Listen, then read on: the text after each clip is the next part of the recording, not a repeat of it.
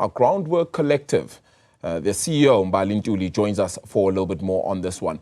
Mbali, appreciate the time. Thank you so much for joining us this afternoon. Just let's start off here. What's Groundwork Collective's sort of role in all of this? Thanks, Arabile, and good afternoon to your viewers.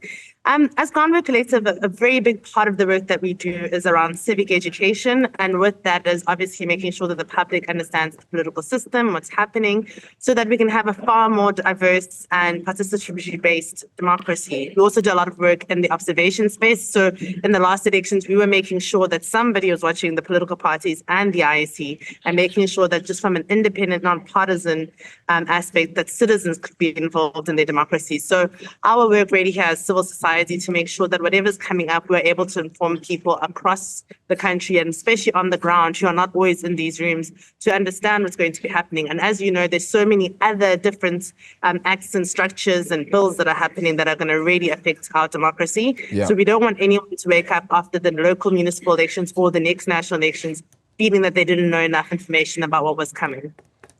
So you say it's coming. How soon? How feasible is this for a country like ours? So, I mean, at the moment, I don't think that we're going to see e-voting happening in at least the next 2 election cycles, but it is a timely conversation to have because much of the world is moving towards this. The questions we must ask is, does South Africa need it? And why do we need it? Is it because we think that it's going to create bigger voter turnout because we know that that's been a problem? Or are we just trying to do it so that we are in line with whatever the rest of the world is doing? What does that mean in terms of the digital divide with the kind of country that we have being so vast in terms of geography, but also in terms of the inequality and the people that would be able to access it? What does e-voting exactly mean? Is it me voting from my couch on an election day, or is it still us going to the voting station and then being able to cast our votes there? So there's a lot of conversations, and because it would be something that would be hugely different in terms of the way that our elections would work, it's going to take some time. So I don't see it happening either in the next local or the next national elections. But if we don't start that conversation now, then we might be out of step in the future. So we're talking post-2030. One other aspect that we're hoping for is, one, we don't have enough people in the country that are perhaps linked to the power grid, one. Two, we don't have enough people perhaps in the country linked to the internet as another aspect.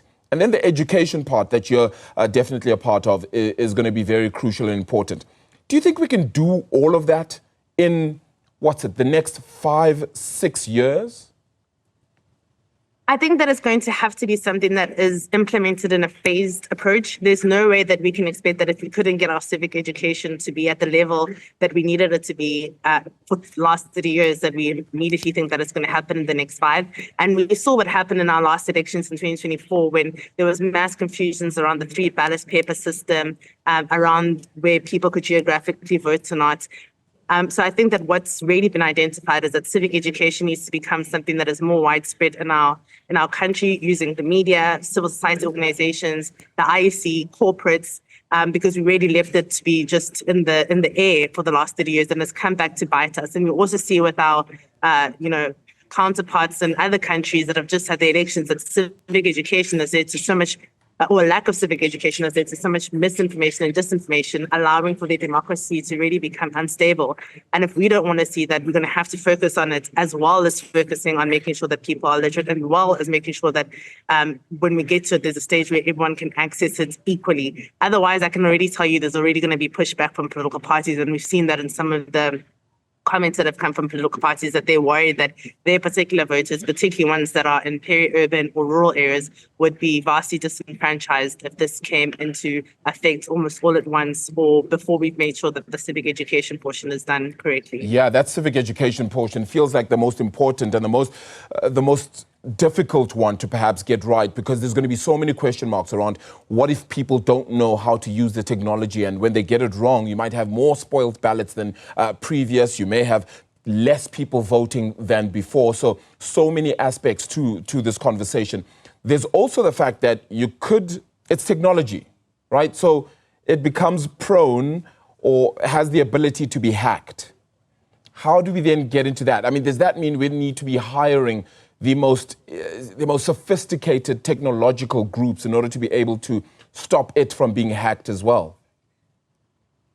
So I think very interestingly, that has been one of the questions that has been asked very robustly within this conference is how secure would it be? Do we have the cybersecurity of South Africa at the moment to ensure that there wouldn't be interference? We've heard rumors, of course, around the world that this has been. As you can see behind me, there's actually exhibitions of various companies that are bidding, I suppose, in a way, to become the potential voting elective organizations that would run these elections, and they all are digitally based. They do have some recognition around the world, but as South Africans, I think we would be very skeptical about whose interests would be behind some of these companies. Are there South Africans involved? And I think ultimately what's going to happen is that we would want it to be done in-house and maybe then be audited by independent bodies or independent organizations that have been doing this before. But that's one of the big concerns, is that it could be hacked potentially. All of these companies feel that they are hack-proof, and they all have various different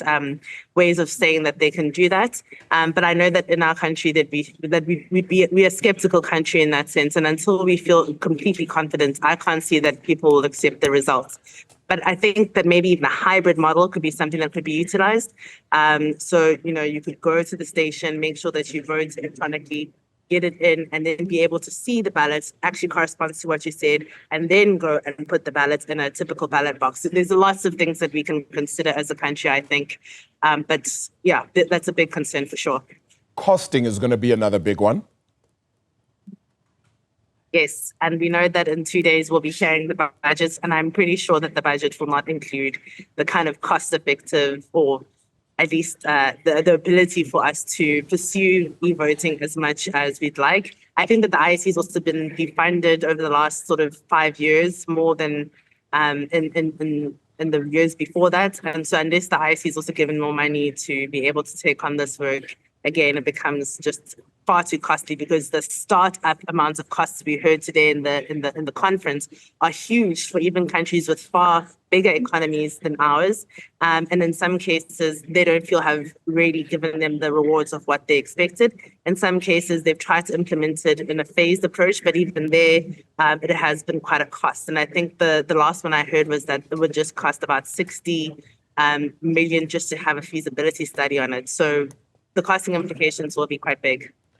Even getting it done in 5 years now seems very, very difficult to do when you consider all these aspects. You certainly have your work cut out for you, Mbali. Appreciate the time, though. Thank you so much for it. I think this is going to be a discussion point to certainly have for quite some time. Mbali Ntuli, the CEO and founder of Groundwork Collective, the IEC, discussing the feasibility of e-voting in the country. When can we have it? Can we have it? Do we need it?